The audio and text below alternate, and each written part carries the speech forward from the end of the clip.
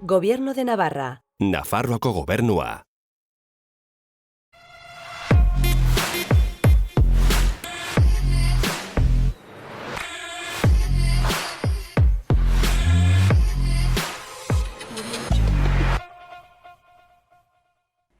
Gaur Ander Berasategi dugu gurekin, Donestebeko gazte bat. Orain gidoilaritza ikasketak egiten ari dituena Madrilen. Goazen berarekin hitz egitera eta ea zer kontatzen digun.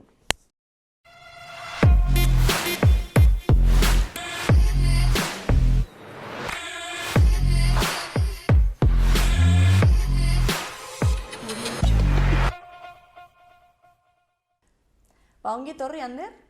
Eskerrik asko. Zer modu zaude? Ongi, pixkat urduri. Bai. Guztiok berdin hasten zarete eta gero bukatzerakoan oso ondo egon naiz. Seguro baiet. Bai. Eta nola definitzen zara zu hor artistaren munduan edo artistikoki? Pues, ez dakit, gazte bat,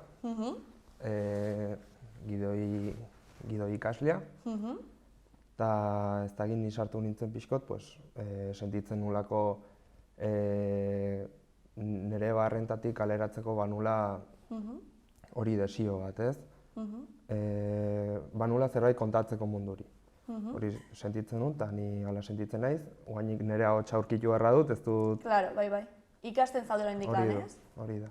Ez dakit oainik nundi bideratu nire karrera hola erratekotan, bino hori, gazte simple bat, eta behar zuela hor zerbait kontatu ez munduari, eta hasi zinen zure gidoi ikasketen gradu hori ez Madrilen. Bai.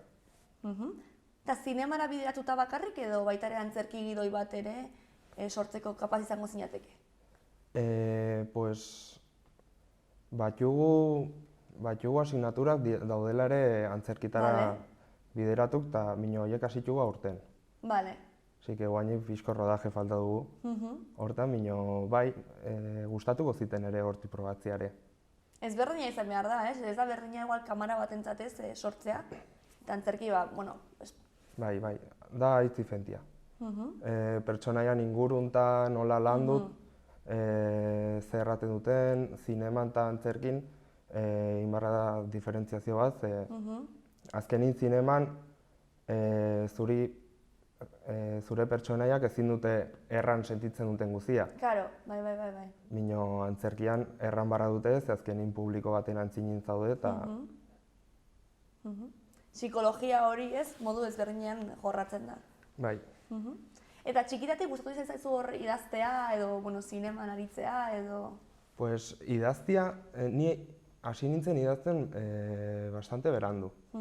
Ze betitik izan dut hori idazteko grin hori, mino sentitzen nuen, nekila nola hasi, nekila nola idatzi barra zen, adibidez, zinemako gidoi bat do, eta orduan nintzen ausartzen.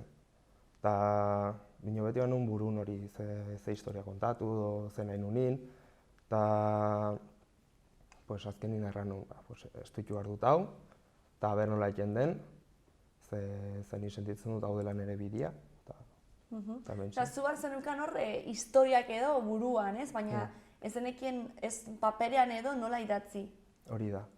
Enekin nola zen formalki hola idazteko, eta enekin nundik hasi barra zien, lehenbizi pertsonaia definitu, historiakin hasi, haunitza erraten dutena, jakin barrazula finala, hasteko idazten, eta nola enekin hori, erran nun. Eta hori ara da? Finala jakin behar duzu? Ez bat ere. Hori, jakiten barrazu hasieran, primeran. Aitzongi, mino, hauniztan, zu hasten zara idazten, eta gero... Pertsonaiak eramaten zaitu, ez? Amaiera bat bilatzera. Hori da. Eta gainera zuretateri izan daiteke interesgarriagoa, ez? Idazle moduan, ez? Deskubritzen joatea edo. Hori da, gainera dire sorkuntza prozesu desberdinak. Ze, igual zuk ustezu historia duaiela alde batetik, eta gero akitzen du joaten, beste batetik. Eta gero saltzen saiatzen zara, eta erosi behar duenak dio ez horrela bukatuko da, ez? Eta azkenan nahi dute azkenitza. Guainik nahi zasortu... Baina, seguro aurkituko duzuela hor bideren bat, eta bueno, espero dugu, ez? Momentu Hori espero dugu. Eta txikia zinenean, imaginazioarekin eta asko jolasten zenuen historiak eta sortzeko eta lagunekin edo familiarekin o bakarrik. Bai, ni oroitzen naiz, haunizta nitinen nula nire nahiakin, batez ere igandetan eta joaten ginela matxin itxera eta hor ginela familia guztia itxin. Hartzen ginen nula, idazten nula edo zein gauza, do solastu eta benga, imar dugu antzerki txiki bat, ez dakitze. Eta hor, biltzen ginen familia guztia sofan, eta nahiatani biltzen ginen hor tonterika. Osea, ja, txikitatik zenuekan hor sartuta. Bai, pixkot bai. Ez dakit nundik, minio. Bai, baina hor bazegoen, ez? Hasia. Eta familiak beti butatu egin zaitu, zu nahi zenuen hori ikastera edo... Bai. Alde honetatik aitz konten nago ze. Nik amari erranion lehenbizko aldin errantzuten baiet. Nik iteko sentitzen nuna, nahi nuna eta betitik apoiatu dit. Eta noiz hartu zenuen erabakia, Madrilera joateko eta hori ikasteko? Pues, kostatu ziten onartzia hori zelan nahi nunin gauza. Bale. Ze, ni hori ikusi nun ere burua batxillergoak itzen, selektibitatea egiten eta enintzela deziditzen, enekila. Eta izan zen nola denboraldi pixkot nun solasten nun haunit nire lagunakin, ere eskubaloiko taldekokin, batez ere lagun batekin, hori egoten nintzen solasin haunitz, eta erraten ziaten zu, zoazit, ikasi hau, ez dakize, hau dazuk nahizuna. Osa, haiek ikusi duten zu baino lehenago argi, ez? Ze ni beti ibiltzen nintzen lola, pelikulatazta solasin. Eta orduan erraten ziaten, zu ikasi hau dela zuri gustatzen zaizuna minionik, nintzen hau sartzen. Eta azkenin joan nintzen egun batin batxillergoko orientadorien gana, eta erran nion, hau ikasteko ze posibilidadi badire. Eta errantziten, eta orduan ja ikusi nun. Ikusten nuen hor, aukera zegoela, ez? Aukera reala edo. Hori da. Eta orduan itxera joan, amari kontatu, eta aurrera. Eta errantzidun, bai. Aintzinera honekin, eta jazta. Eta Madrilera joatearena, ze, karo, pausu bat da, ez? Zu, nahi zenuen karrera hori erabakitzea, ez? Hori da pausu bat. Baina bestea baita ere da, etxetik kanpo joatea, ez? Eta nola izan zen hori edo... Pues, mantziaten lehenbizko posibilidadia hau ikastekoz, errantziaten zagoela Madrilen, eta orduan, erran nun, Madrilera joan barru aldi naiz, joaten naiz Madrilera. Ze gero entetu nintzen Bilbon badela, ez dakit nun badela komunikazio audiovisuala, eta... Andoainen ez badago horretu bait edo, igual ez da berdina. Arrasaten, eta baiteren bino, nik erran nun, Madrilen bakarri baldin bada, arata joan barko naiz. Bino... Gainera igual Madrilen ere aukera gehiago gero, ez, etorkizunera begira. Bai, hori bera. Aukera gehiago ikasten jarraitzeko edo profesionalki ez zure bidea aurkitzeko, ez, agian. Bai, hori klara da. Produktora guzikta gehienak daude Madrilen, eta hiri handitan. Eta orduan azkenin lan aurkitzekoan, aixago da hiri handi batin, hemen hiri txiki batin, herri txiki batin bino. Zezu nongoa zara? Ni Doneztebekua. Bale. Eta aldaketa handia beraz, ez? Batetik bestera. Ikaragarria. Baina gustora eroso edo... Hasiera nola pixkot izan zen gogorra. Ze ni oroitzen naiz lehenbizko guni nahietu nintzela Madrilera, nien nintzen inoiz eguna Madrilen. Zan zen atotxatik ate, eta ikusi nun rotonda hundi hori, eta inbertze kotxe eta inbertze pitido eta soinua eta nik erran nun, ui ama nun sartu naiz. Bino gero gutxinaka hartzen zu zure tokia, zure lagunak, eta zure pixuki egin nola lagunak egiten bazate, eta azkenin gustora sentitzen zara. Gainera imaginatu dut baita ere, aukera izango zenuela, ez? Zure gusto berdinak zituen jendea ezagutzeko, ez? Hori baita ere, ez? Igual Donezteben ez zegoen hainbeste jende pelikulak eta hainbeste gustoko zituena, ez? Bai, hori ere egia da. Eta orain nola ikusten duzu zure burua? Adibidez, idazterakoan euskaraz idatzi nahiko zenuke, edo erderaz, edo bietan, edo... Pues, egiarran ez dut pentsatu hau nitz. Nik Vale. batzutan idatzi dut euskeraz, eta bertzitan erderaz. Bino gehiena izan da erderaz, nola batugun lan guzti nola direla Claro. akademikuk. Pues, egiten digute idaztia erderaz. Bino, ez dakit, gustatuko litzaidak ere euskaraz idaztia zerbait. Igual labur-betailaren bat edo horrelako zerbait, ez, hasteko? Bai, hori proba egin dut ere, Beitu? eta ongiate, gauza da, beti norbait galdetzen zula. Eta euskera zeba. Eta zeba ez? Claro. Ez? Bueno, azkenan zure ama hizkuntza Hori da, da. ez? Orduan, hor duzu arrazoia, ez? Hortaz. Eta gero, ez dakit, klaseko bertzen batek idazten du ingelesez, eta inorrek ez dio deus Hori da. erraten. Eta guk euskaraz idaztegatik, zeba marratu hori esplikapenak. Bueno, eta gainera badago, ez, bueno, diote, ez, fetichismo moduko bat hori euskararekin eta euskal kulturarekin hor Madrilen, ez? Orain badago jende asko, ez, adibidez, chill mafia hauekin eta joan direlara eta jendea hor dago euskararekin, ez, ezagit, kontaktu gehiagotan. Ez. Nik uste hasi dela behitzen bertze prisma batetik. Jo, guain, ez dakit nora joaten zara eta dena badakite hori, chill mafian kantan Hori da. bat. Hola, ez dakite ze ari diren kantatzen, bino dena kantatzen dute. Hori Eta, da. bino, alde honetatik hori ongi dago. Claro. Bueno, berri txarrak ere egona izan da, ez? Leku askotan eta euskaraz kantatzen eta, ez? Bai, Posible dela argi dago. Gainera, subtituluak gero ez, laburpenean jarri daitezke orduan. Arazorik gabe. nahi dunak irakurtzen dut. Hori da. Eta zuk egin dituzu ja laburmetraiak han Madrilen? Bai. Gehienak hori lan akademiku. Gure kontu bai intugu, mino... Bai, hori. Eta zer nolako prozesua da, osea, zu zaude bakarrik ze azkenean gidoi ikasketekin egiten duzu bakarrik gidoia edo baita ere gero zuzendaritza eta... A ber, gidoilaritza mailan, hori, gidoilaritza profesion, guainik ez dugu dena arrajatabla kumplitzen, ez? Vale, Pues igual nik egiten dut gidoia eta gero solasten dut lagun batekin eta erretu Vale. dugu. Pues nahi dut hau, ez dakit Vale. zetarratu. Venga, pues imar dugu, biltzen dugu 4-5 lagun, eta egiten dugu pues dena entartin. Claro. Azkenin da pixkot un poco cine de guerrilla erraten bai, dena, bai, ez? bai, bai. Bueno, kolaboratiboki ez Hori da. sortzen duzuena, ez? Eta, pues igual, ez dago aktorerik, pues erraten dugu, pues venga, Pues gutako atera bat aktore bezala eta ere. Eta egon izan zara aktore moduan baita ere? Baita ere. Eta gustora? Bueno, Ez hainbeste.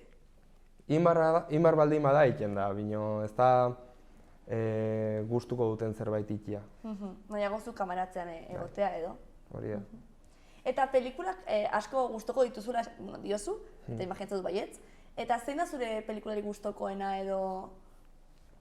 Igual bat aukeratzea zaila da, ez? Baina... Bat aukeratzea zaila da, bino, ez dakit hori hau niztan pentsatu dut, eta ez dakit erranen nun dela nire Gustokoena edo? nire gustokona, bino, batut pelikula batzuk ikusten ez dakit zeba, ez duela inporta noiz ikusten dituzten, beti aurkitzen dutela zerbait berria, eta beti gustatzen zaitela ikustia berriz. Eta, bueno, erran bartut bi. Vale. Bat da Once, John Carneyrena, ez dakit den Dublineko zuzendari bat, eta bertzia Los lunes al sol, Vale. Fernando León de Aranoa, oie biek. Eta beti aurkitzen dituzu gauza berriak orduan. Bai da, aldiro ikusten dituztelik, erraten du, jo, pues hau ze ongi, ez dakit ze. Eta aldiro transmititzen diate gauz bat berria eta enaiz inoiz aspertzen pelikula goitaz. Eta nik hori baloratzen dut egunitz. Ez dakit, pelikula batek irautia inbertze zure bizitzan. Noski, bai. Eta inspirazio iturri dira zuretzat pelikula horiek edo... Bai. Bai. Eta nola, adibidez, blokeatuta zaudenean edo zerbait idazterakoan eta hori blokeatua zaudenean edo inspirazioa behar duzunean edo, zer egiten duzu edo pelikula bat ikusi edo... Zinema zatzen du. Bai? Bai, totalki. Nik behin klasin patu ziguten gidoilari emakume baten bideo bat, eta berak erraten zuen, berak gidoi prozesun, hori, idazteko prozesun ikentzula. Lehenbizko 2 aste idatzi, ero bat bezala, eta gero 5 aste gola gidoia zatzen du. Eta gero, 5 aste horiek pasata gero, bera bueltatzen zela, eta ja hartzen zula berriz, pues, burua fresko izateko, ez? Claro. Eta nik hori hartu nun bastante serio. Eta erran nun, ez hain radikal, mino erran nun, pues iruditzen zait dela manera ona, ez? Bururi pixkot... Bai, egia da, atxeden hartzen utzi, ez? Bestela osatzen zara zure buklean eta ostria, ez dakizu zertaz idazten ari zaren, ona den, txarra den, edo, ez? Baita, hasten zara kuestionatzen idazten zuen letra bakoitza. Bai. Eta orduan azkenin erraten zu, utzi behar dut, egin behar dut bertze gauz bat. Eta handik 2-3 egunetara bueltatzen zara eta ikusten juzu gauza bertze manera bat eta erraten zu. Bale, pues, unek funtzionatzen du, unek ez, hemen sartzen aldut hau, hau kentzen aldut. Eta baita ere, beste pertsona bati gidoia pasatzea hori interesgarria da. Ze batutan ez, zuz bakarrik nola dakizu funtzionatzen duen edo ez, ez? Nik ez dut inoiz iten gidoian ere kontu, eta nik bakarrik dena egin, eta beti biharra dut norbaiteri erakutsi, lagun bateri do, eta askotan etortzen da aitzongi bidaltzia gidoia zine mundutik aparte dagoen pertsona bateri. Ze, ez dakit, azkenin zine mundun ere bada ego haunitz, eta zuk igual bidaltzen dizu lagun bateri, eta saiatzen da, nahiz eta gauzak ez ikusi, beti saiatzen da ez dakit zeatetzen. Bai. Eta nik uste, azkenin hori, bidaltzen badiozu zine mundutik aparte dagoen pertsona bateri, beti izan behar dela konstruktiboa. Bai, eta egia esan oso azkenean publikoa ez, zu etorkizunean idazten duzunean ez, kontsumituko duen publiko orokorra da, ez dira zinefilo batzuk ez, azkenean. Bai, interesgarria. Eta galdetu behar nizun baita ere, gero, adibidez, antzerki munduan ibilia naiz gehiago, ez? Eta gertatu izan zait noizbait, ikasten geundenean gehien bat, baina batek idatzi eta gero pasatzea zuzendaritza prozesu horretan dagoen bati, eta gero idazlea oso pertsonalki hartzea testua moldatzen denean, edo nola hartzen duzuzuk edo nola hartuko zenuke ez, etorkizunean adibidez antzerkirako gidoi bat idatzi eta gero moldatze prozesu horretan aldaketa handiak baldin badaude, adibidez. Pues, hortan ere haunitz pentsatu dut, ze hori berriz sartzen gara ego mundu hortan ez. Mino nik uste ongi heldu dela hori ere pasatzia. Ze da, errealitate puntu bat, hortara aietu barra zarela, zerbait inbarran progresatu nahi baldin bazu zure karreran, ez? Ze nik uste behin errantzigun ere, hau, maixo batek eta errantzigun, gure lana jakin barra dugula atzin uzten. Eta ezin gara ibili beti bertzin kontra, gure idea haien ideien aintzintipatzen, ze azkenin ez gara inora aietu behar. Eta nik uste, ere badire momentuk nun erraten zuen, nik azkenin nindun lan hau, eta ez diazu aldatu behar dena, bino. Ere izan barrara pixko konprentsibok, ez gara gu munduko zilborra. Eta gure mundu nahi zineman doan zerkin, ez du dena testuak iten. Bertzeie bada, jende haunitzek ere proposatu behar dula eta aportatu behar dula historiari, eta orduan nik uste moldatzia ona dela, ze azkenin osatzen da testua bezala, ez? Claro, eraginak daude baita ere, azkenean tekstu bat gero norbaiten mesederako da, ez? Edo Orduan, karo, gero pertsona horrek ekartzen duena edo baita ere, karo, pose guztiak ez, eragina dute eta baina bai interesgarria ez. Ego puntu horiek dira oso interesgarriak. Bai, nik ere bizi izan joan ere burukin, Bai? Bai, hori zerbait, pues, zuzendari batek erratia pues, nahi dut inau, idatzi zu zerbait, idatzi eta bidali, eta pues, gero erratzen zu, pues, aldatu jut ezagizema gauz, eta nik, jo, Zergatik? pues, hau zeba, ez. Bino, azkenin gero pentsatu eta erran barazu, bale. Ez da lan guztian eria. Eta gero baitere, zu adibidez, ze teknika erabiltzen dituzu idazterakoan, ez? Azkenean, imaginatzen dut jarraitu beharko duzula, ezakit alde batetik, ez? Ordu finko batzuk sartu, ez? Idazten, naiz eta inspiraziorik ez izan, ez? Idatzi eta idatzi. Eta gero teknika batzuk baita ere, ez? Teknika mino gehiago prozesu bat bezala. Bale? Nik, bueno, hori da, irautsi digutena. Nik idea bat izaten dutelik, hori idea apuntatu, eta gero pixkot jakin nola joan bar den, hola pixko gotxetik ikusia, nola joan bar den historio guzia, eta puntuka apuntatu hola. Bale. Hola fraseka. 10 frase edo hola, eta gero horiek, puntu horiek bezala osatzen joan hola pixkot. Eta azkenin gelditzen zaizu historio bat bezala. Hola minio, historio bat kapituloka bezala. Bale. Eta pues, gero hori hartu, eta erran, bale, nun sartu behar jotu hain dialogu. Pues, horiek ikusi eta gero hori dena joan osatzen. Interesgarria. Eta baituzu adibidez, ordu finko batzuk idaztera, hor bakarrik idazteko dituzunak edo ez, bakarrik inspiratu zaudenean edo... Saiatzen naiz, ordu finkotan jartzen ere burua eta erraten. Saiatzen. Idatzia barra dut, bino hauniztan hori, erraten zu, ez zait deusatetzen. Eta gero igual egun ematin nago, arratseko ordu bitan guatzera joan barra eta erraten dut, aiba. Horgazile bat.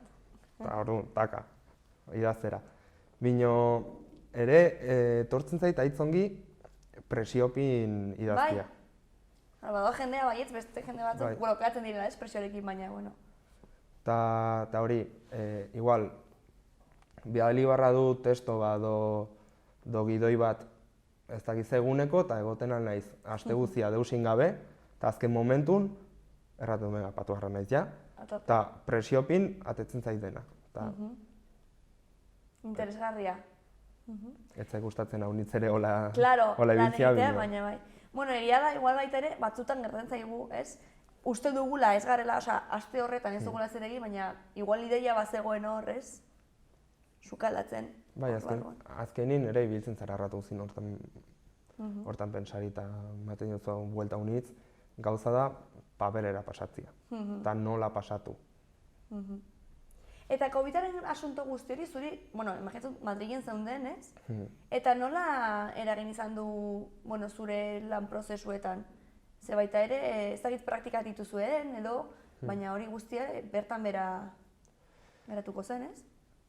Bertan bera ez, mino zantziren aldaketa honitz. Adibidez, rodajetan eta guk izan ginen, unibertsitate ipatu zigun pauta batzuk bete beharrak.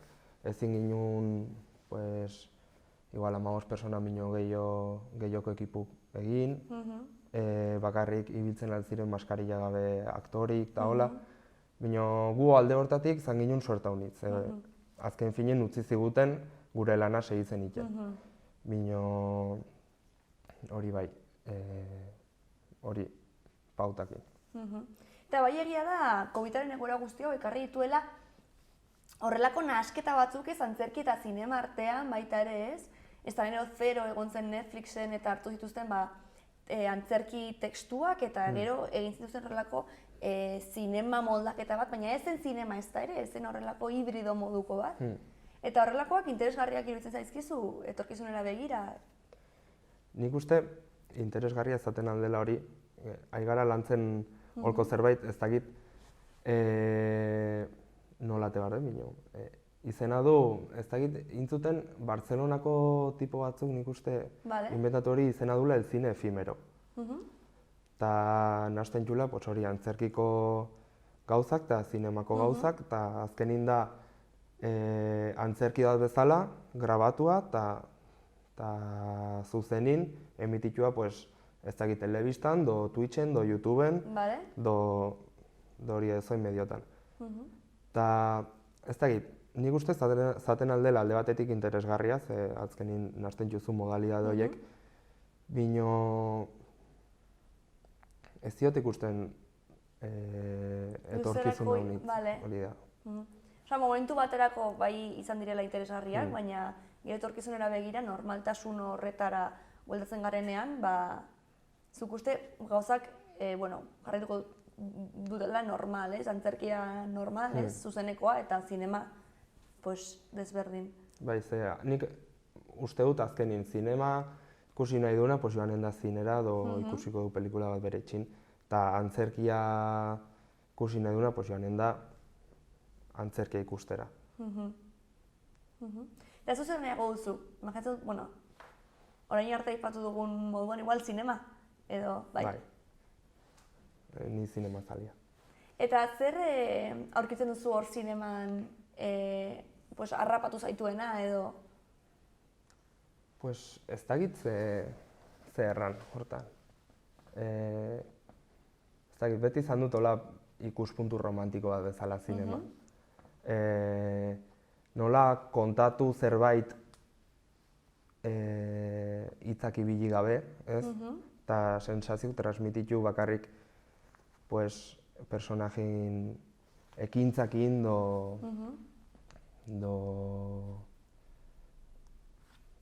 irudian oinarritua. Ez dakit, nik uste puntu hortan puntu romantiko bat badula horrek, eta horre beti atraitu nau.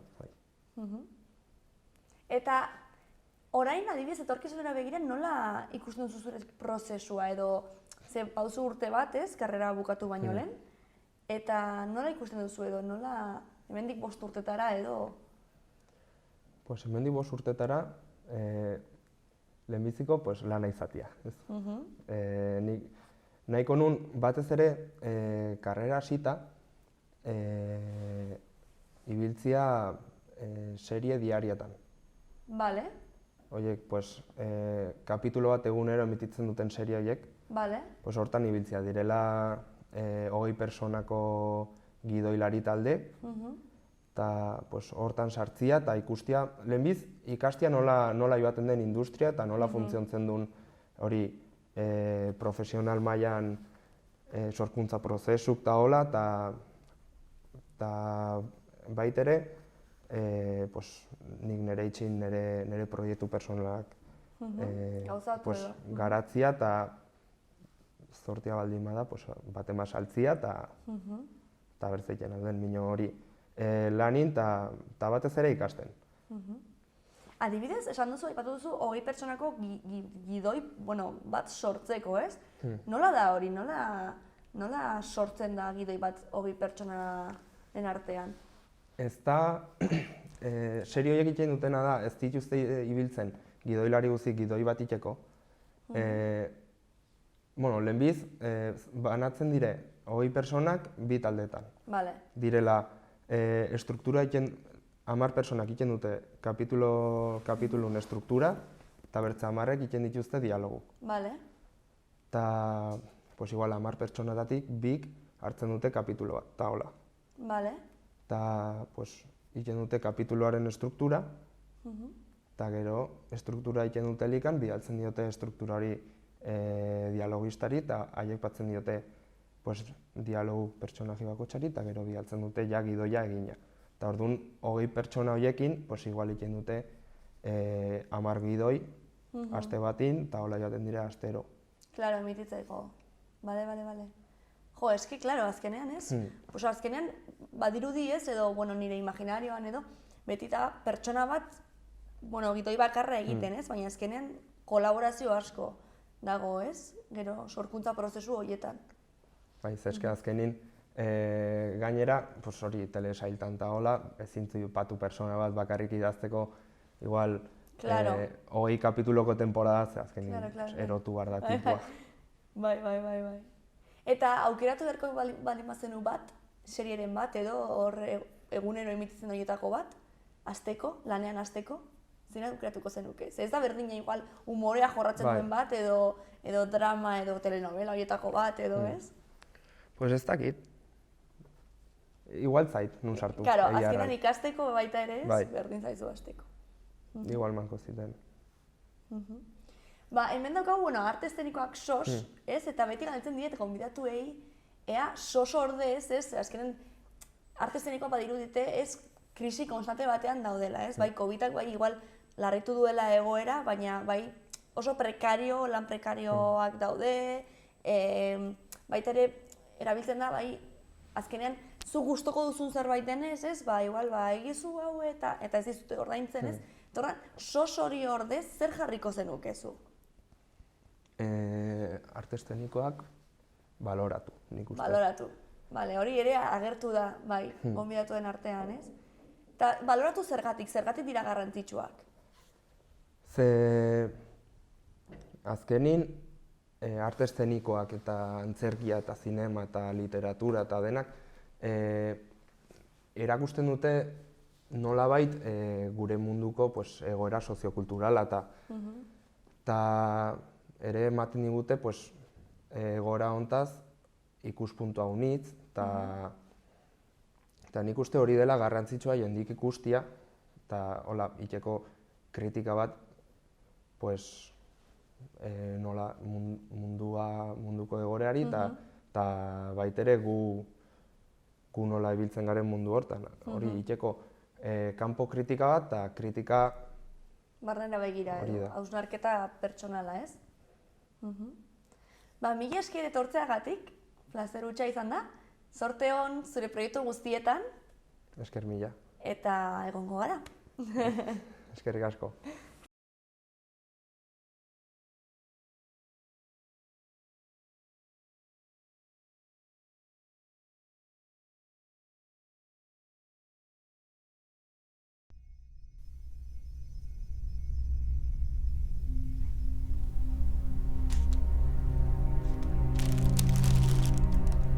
Txikitan abenduro, etxean egiten genuen zerriltzea ikustera joaten nintzen aitarekin. Begiak itxearren, ezin nituen animaliaren garrasiak ukatu.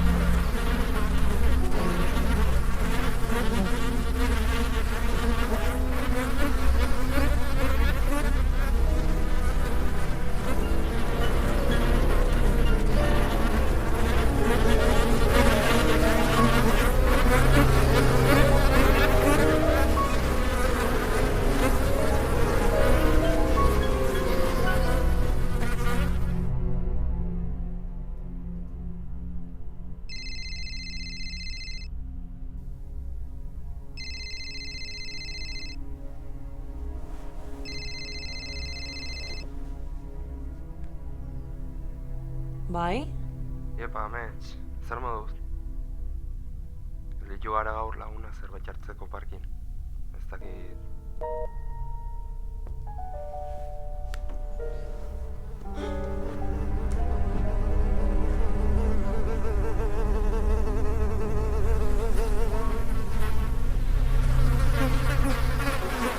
Egon latxi.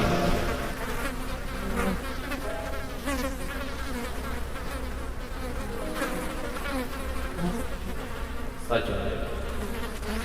Zaitxo nahi.